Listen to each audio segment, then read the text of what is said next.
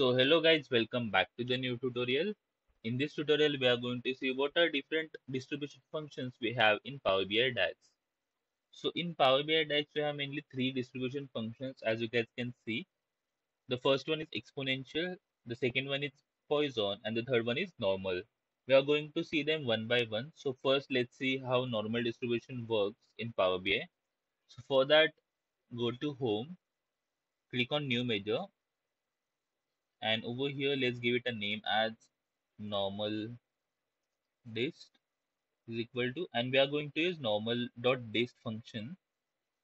And let's say I want to find out normal distribution for 42, where the mean is 40, the standard deviation, let's say 1.5, and I want my data to be cumulative. So I will put true over here and just hit enter.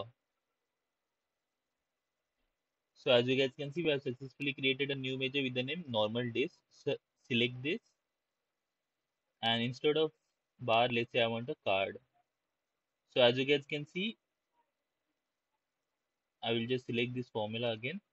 So my x was 42, my mean was 40, and my standard deviation was 1.5, and the normal distribution for this data is 0.91. So this was it for the normal distribution. Similarly, I will go for exponential and Poisson. So again, go back to home, click on new measure. Let's do it for exponential. So exp dist,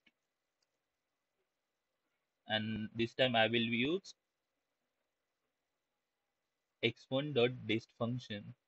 Let's say my x is 42 and my lambda, let's say 0.5, and again my cumulative I want to be true, and just hit enter. Now select this measure, let's see what it contains,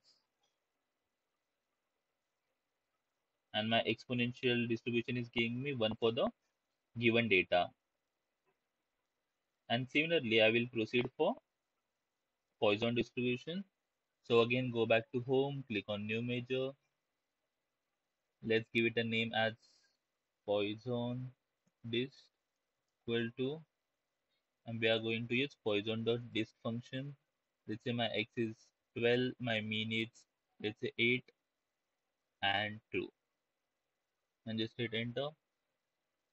Now select this measure. Instead of bar, let's say I want a card, and the Poisson distribution for my given data is 0.94. So in this way, we can use any distribution among these three in Power BI DAX. Thank you so much for watching this video. Stay tuned for more upcoming videos.